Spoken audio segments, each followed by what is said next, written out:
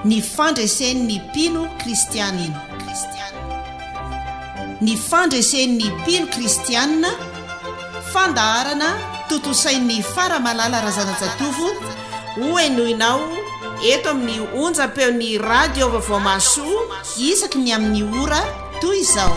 Amin'ny anaran'i Jesosy Kristy manan-kery avy any Nazareta, ilay Andriamanitra izay manatanteraka ny sitrapony sy izay tiany atao, amin'ny anaran'ny ry havana no hiarabako anao amin'izao alina izao.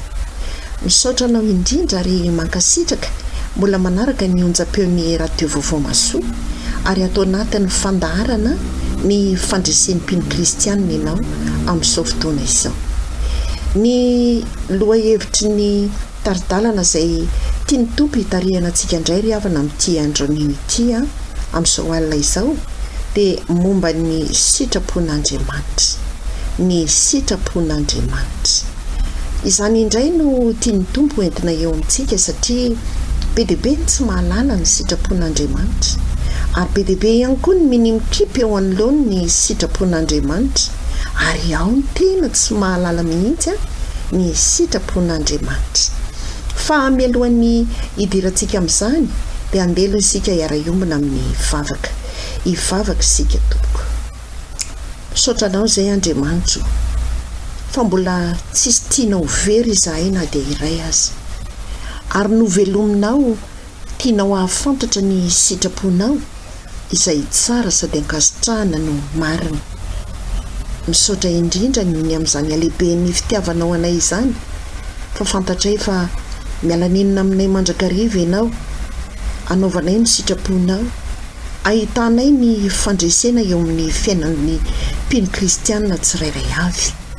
Misaotra indrindra fa tantananao amin'izay tianao intantanana anay izay satria izany tokoa ny sitraponao. Koa ny fanahinao izay mahay mampanaiky ny zavatra rehetra ny tompo ampanaiky aty anatinay izay tianao hitondrananay, fa ny fantatray na inona izay lalovanay dia manoatra noho ny mpandresy izahay amin'ny alalan'i Jesosy Kristy zanakao Andriamanitra izay efa tianay.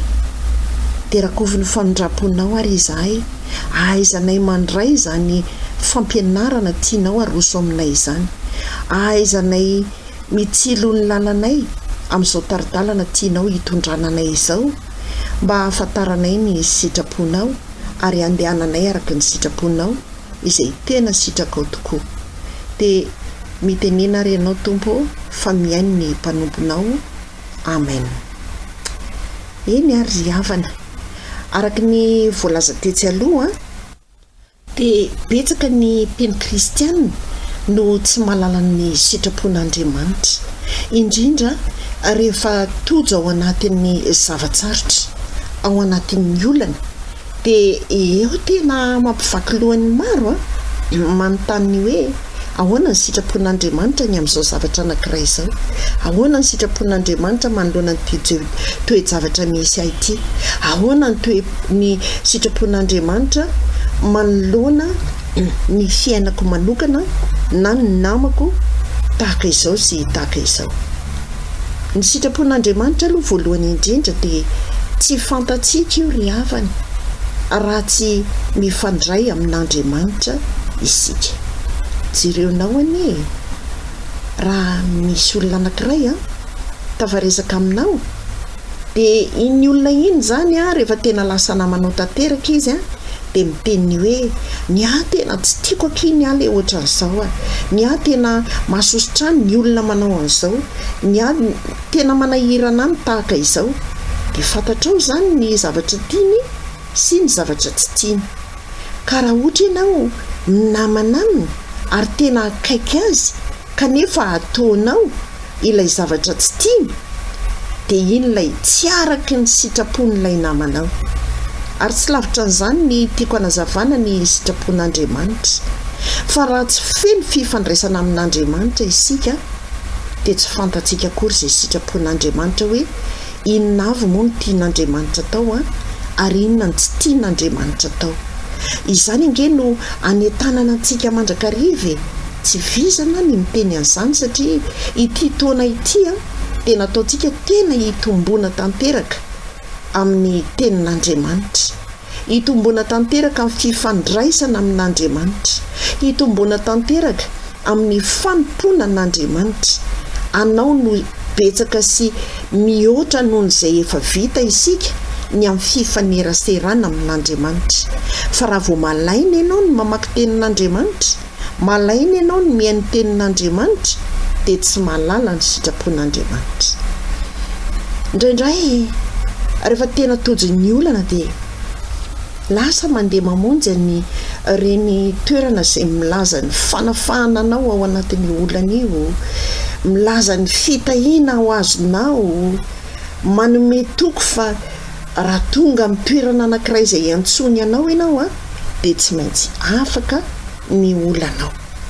Fa manoloana izany indrindra nge ny voalazan'ny Hebreo toko 4 ny andinin'ny 7 hoe fa ahoana hoy ny soratra masina. Zany ny voalaza ao ny sitrapon'Andriamanitra voalohany zany rehefa misy zavatra mitranga eo amin'ny fiainanao, na olana io na sarotra io na inona izay zavatra mitranga eo amin'ny fiainanao, dia avereny mandrakariva ao anatin'ny fisainanao ny hoe ahoana hoy ny soratra masina. Fa ao anatin'ny soratra masina ry havana no ahitana ny sitrapon'Andriamanitra, ahafantarana ny sitrapon'Andriamanitra. Voarakitra ao daholo mantsy ny tian'Andriamanitra atao sy ny tsy tian'Andriamanitra ho ataontsika mpino kristianina.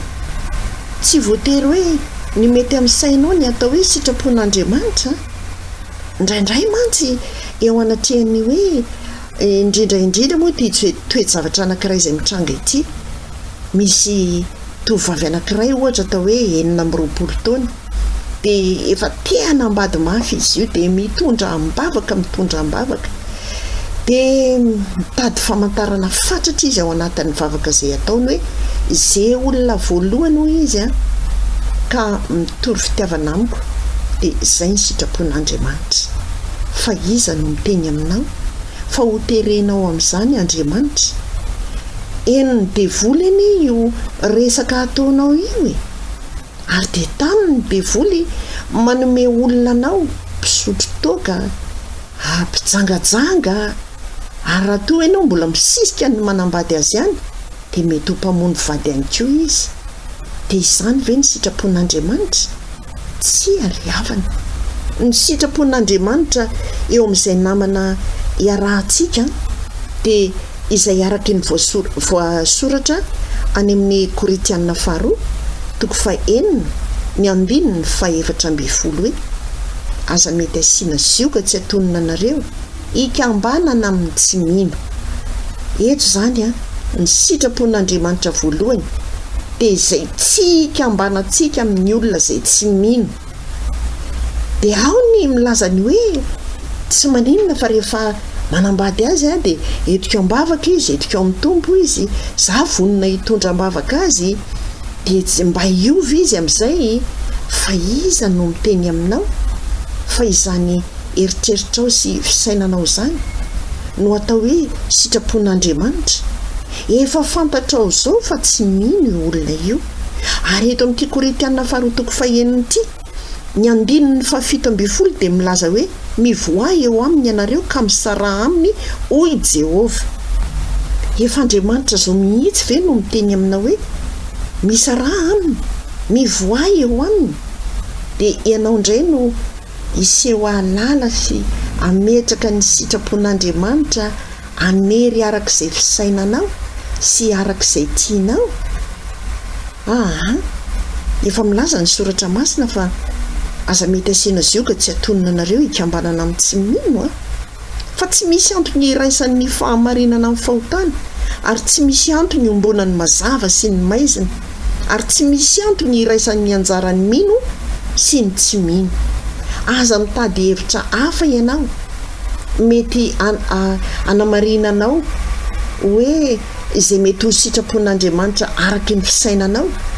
Fa ny sitrapon'Andriamanitra dia tsotra ihany araka izay voasoratra ny amin'ny Romanina toko 12 ny 2:2 hoe ny sitrapon'Andriamanitra dia izay tsara sady ankasitrahana no marina, ka mova tsara zany olona misotro toaka na olona mijangajanga miaraka aminao zany tsy sitrapon'Andriamanitra zany. Betsaka ianareo no manontany hoe ahoana ny afantarana ny sitrapon'Andriamanitra fa ity olona anankiray ity dia anjarako io. Izany ry havana dia tsy mety ho fantatry ny olona hafa na iza fa ny fifandraisanao amin'Andriamanitra ihany no ampahafantatra anao fa sitrapon'Andriamanitra no miaraka aminao io na tsy sitrapon'Andriamanitra io.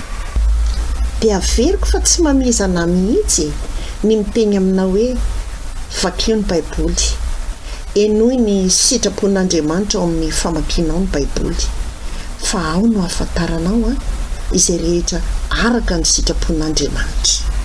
Misy ane ny mpino kristianina sasany mandalo ady sarotra, mandalo ady mafy tena mahamay tokoa, fa ao anatin'izany dia ranomaso mijogogogo hoe tsy sitrapon'Andriamanitra mihitsy izao fijaliako izao, tsy sitrapon'Andriamanitra mihitsy ny ampahantra anay mianakavy tahaka izao.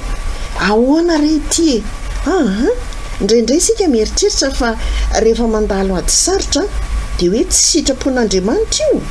Tsy ariavana. Rehefa tena nandray an' Jesosy Kristy ho tompo sy mpamonjy ny fiainantsika isika dia sitrapon'Andriamanitra avokoa izay rehetra mandalo sy mitranga eo amin'ny fiainantsika. Andengy aka ohatra anankiray isika ao anatin'ny Baiboly. Jereo tsara fa Andriamanitra nge niteny tamin'ny Abrahama, eto Isaka zanakao izy hoery tendrombohitra ary atao fanatitra ho ahy izy Andriamanitra. Dia i Abrahama moa dia ilay nantsoina hoe rain'ny mpino, ka na inona tenenin'Andriamanitra dia nanaraka fotsiny ihany ny anjaran'ny Abrahama. Fantatra i Abrahama fa izay zany ny sitrapon'Andriamanitra, ary fantatry ny olona rehetra ny tantaran'ny Abrahama fa ela be tsy mba nahazo zanaka zany, efa antitra vao nahazo zaza, kanefa rehefa nahazo indray dia asain'Andriamanitra hoentina atao fanatitra ho azy, izany hoe ho vonoina izany. Dia nanaiky Abrahama satria izay ny tenin'Andriamanitra ary izay ny sitrapon'Andriamanitra. Fa noho ny tonga teo ange aile izy nentin'Andriamanitra izy ahatoetra anazy, ary rehefa fantatr'Andriamanitra fa tena voniny Abrahama anaiky ny tenin'Andriamanitra dia nasainy mierika ary nahita zanak'ondry mifatotra dia iny ny lasa natao fanatitra ho an'Andriamanitra. Ry havako, na inona mety zava-tsarotra na lalana mafy mety lalovanao dia tsarovy fa Andriamanitra no mitondra anao ao anatin'izany. Loha hevitry ny taridalantsika teto izany indray mandeha, ary mino fa tsaroanao sy tadidinao tsara zany. Sitrapon'Andriamanitra ny idiranao ao anatin'io, fa misy zavatra tian'Andriamanitra amboarina eo amin'ny tenanao, eo amin'ny toetranao. Te hanefi anao Andriamanitra, te hanamboatra anao izy. Mizaha toetra Andriamanitra koa ry havana, na tena mitoetra amin'ny finoana ianao na tsy mitoetra amin'ny finoana azy.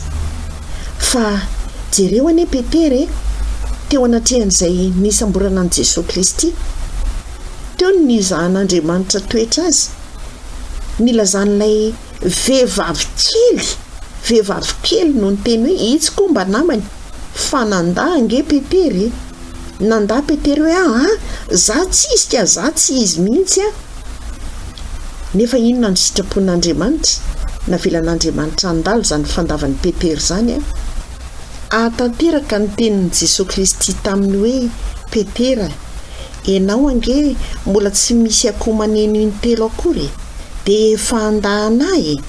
Zany ange ny tenin'i Jesosy taminazy.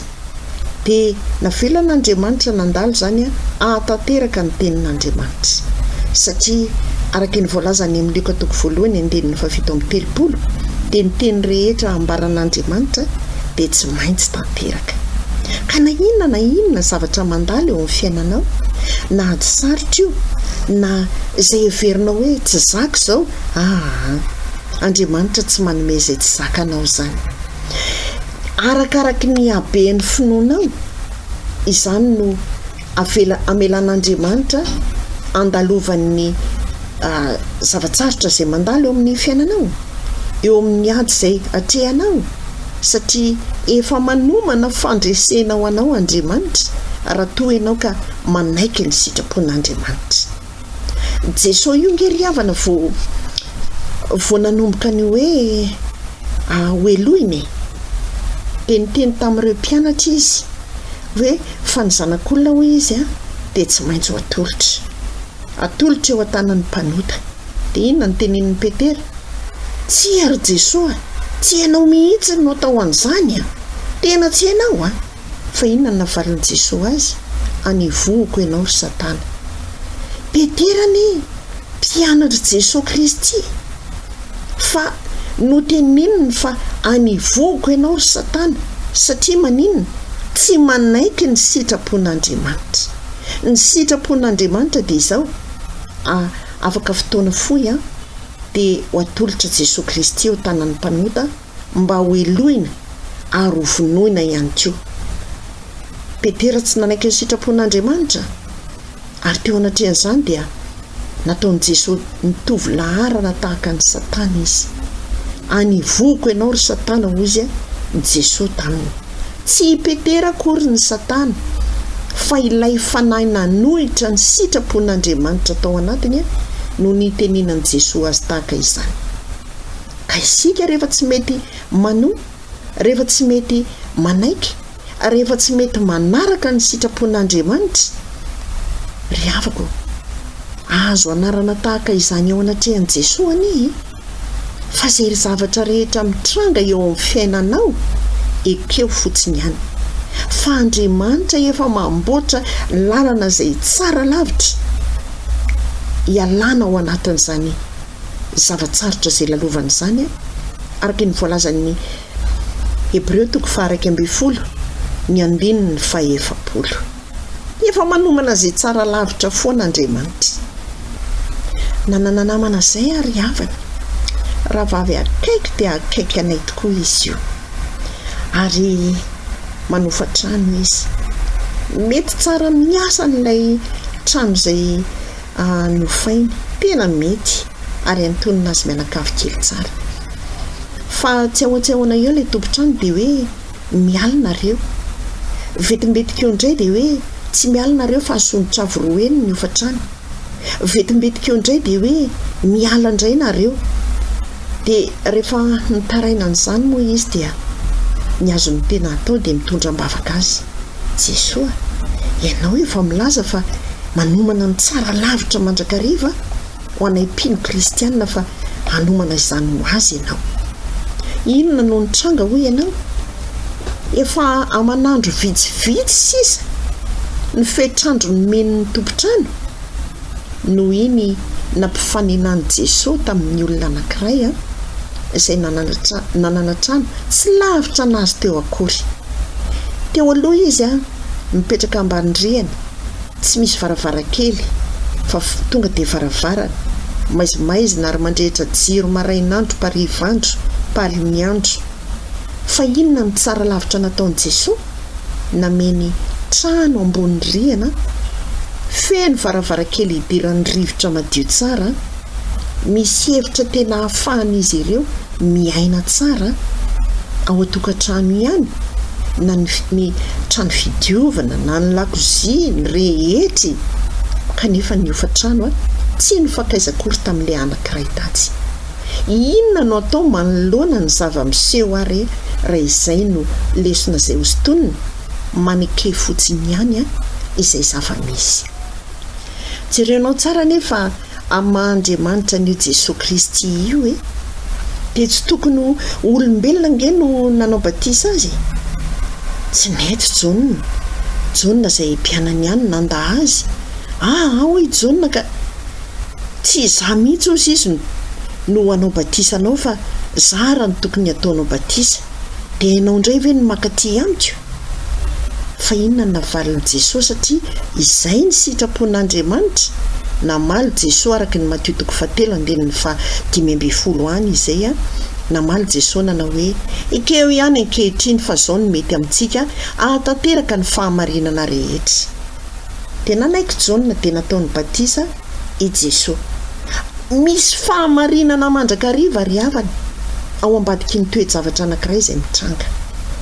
Ary io ady sarotra izay lalovana io, olana izay mitranga io, indraindray koa ny sitrapon'Andriamanitra ny andalovana izany mba anitsinanao satria dia misy tsy mety loatra neny ataonao ka raha tsy mandalo zavatsarotra ianao tsy afaka ny nandiny tena izany, tsy afaka ny nandiny tena. Be dia be amin'izao fotoana izao ny mirehareha amin'ny fananany, mirehareha amin'ny vola be ao am-bata, mirehareha amin'ny zanaka mahay, mirehareha amin'ny fananana trano be sy ny fiara maro isan-karazany, ary tsy misy fanetretena eo anatrehan'izany nefa mitonona ho kristianina.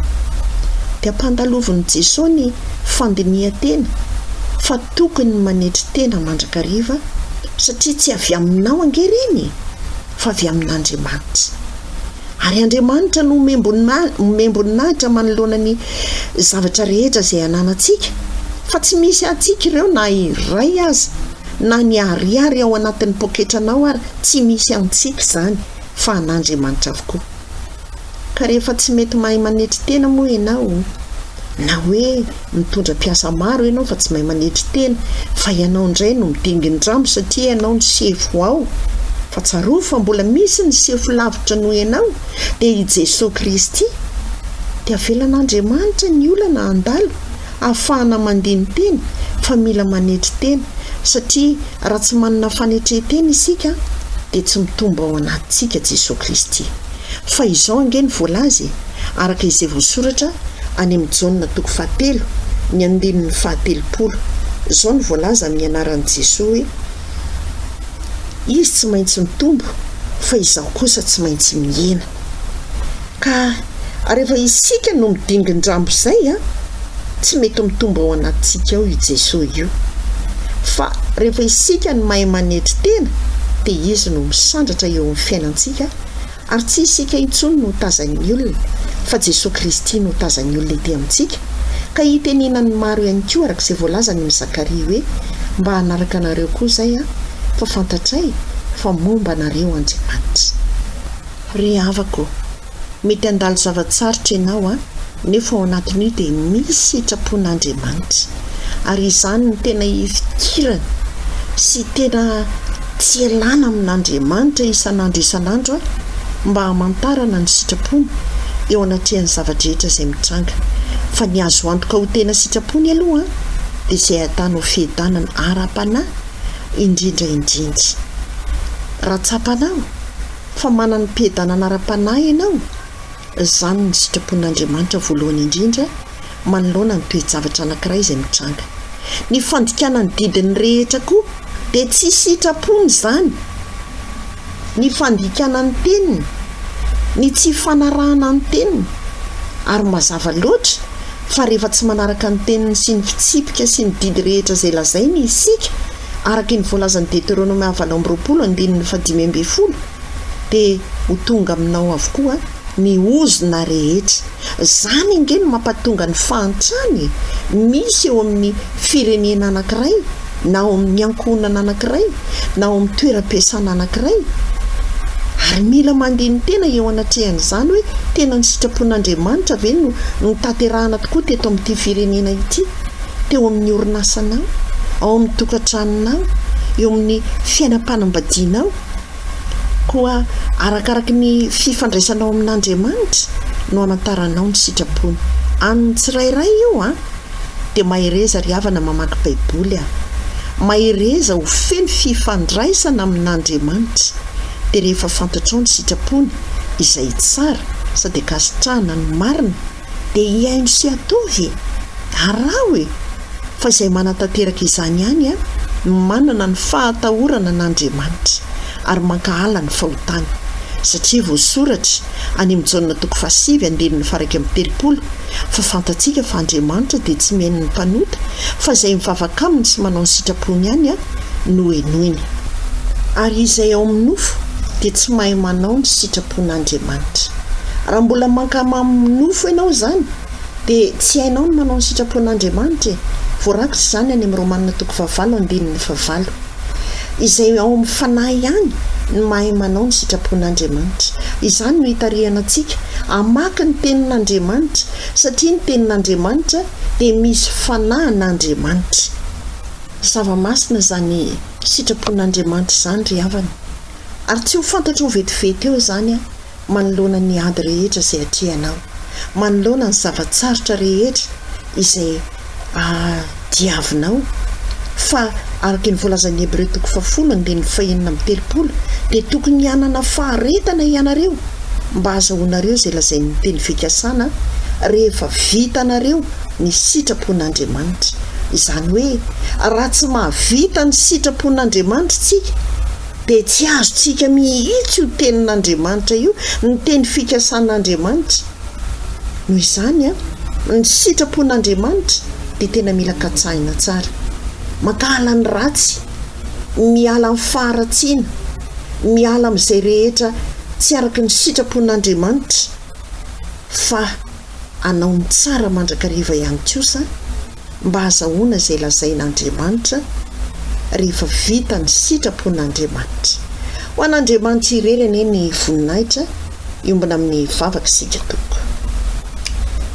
Dia rahanao izay Andriamanitra mankalaza anao ary manome voninahitra anao, fa Andriamanitra manana ny sitraponao ianao izay tsara sady gasitrahana ny marina. Iderana ianao zany fa tsy mitovy amin'ny sitrapon'ny olombelona ny sitraponao. Iderana ianao zany ary itsahoana ianao mandrakariva, satria tena tsara zany sitraponao zany hitantananao anay. Eny fa na dia everinay ho ratsy aza izay mandalo aminay dia hifonanay aminao, fa kay izany no sitraponao. Ny baikonao aminay dia misaotra ny amin'ny zavatra rehetra na inona izay mety mandalo aminay, satria izany ny sitraponao Andriamanitra ao amin'i Kristy Jesosy. Misaotra betsaka indrindra Tompo, ny tantananao anay indray tamin'izao taridalana izao, nanazava ny lalanay izay tokony andehananay ho any amin'ny fandresena, dia ny ahaizana manaiky ny amin'ny zavatra rehetra izay miseho fa misy sitraponao ao anatin'izany. Misaotra indrindra Tompo, fa noho ny alehibe ny fitiavanao ny mbola nampahafantaranao anay an'izany zavatra izany. Amin'ny anaranao Jesosy nangatana soavanay izany vavaka izany ka tehirizo ao aminao mandrakariva izahay, ary sikiny fahamarinana, anananay ny fahamarinana, amantaranay ny sitraponao izay marina ihany koa. Misaotra Tompo, amen. Dia eto ary havana mbola manantitrantitra mandrakariva ho anareo izay nanjifa ny boky ny fandresen'ny mpino kristianina. Misaotra betsaka anareo, makasitraka betsaka anareo nandray anjara tamin'izany, fa efa naveriko teto hoe ny vola azo amin'izany dia hitoriana ny filazantsara ary anapariahana ny tenin'Andriamanitra amin'ny fomba maro isan-karazany izay anapariahana izany, satria mila mandeha faingana ny tenin'Andriamanitra araka ny baikony izay voalazany ao anaty baiboly. Misaotra indrindra fa Andriamanitra manakariam-pahasoavana anie anonitra n'izay laninareo rehetra ny fidianana izany boky izany, ary Andriamanitra tsy mba tsy marina ka hanadiny ny asanareo sy ny fitiavana izay asehonareo ho voninahitry ny anarany. Misaotra indrindra Tompoko. Raha sitrapon'Andriamanitra dia ireo rehetra izay tsy mbola nahazo izany boky izany dia afaka miantso ianao, fa afaka mandefa ho anao alefako eny amin'ny fiantsonan'ny taxi brosy, afahana mandefa ny boky ho anao raha tianao sy raha sitraka ho indrindra amin'ny laharana finday 034 11 293 24 034 11 293 24. Afaka miantso aloha ianao milohan'izay andefasana izany dia fampiraraha eo isika. Dia miorena tsara ry havana dia aza miova, tany ny finoana ho ampinga, fa mirehitra mafy dia mafy mihitsy zanatsipika izay alefan'ilay ratsy amin'izao fotoana izao.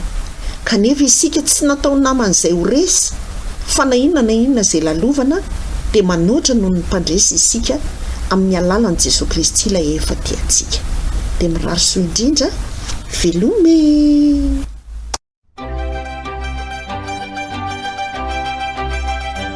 noenoinao teo ny fandaharana ny fandresen'ny mpino kristianina. Ny fandresen'ny mpino kristianina natolotry Faramalala R teto amin'ny onjam-peon'ny radio vaovao maso.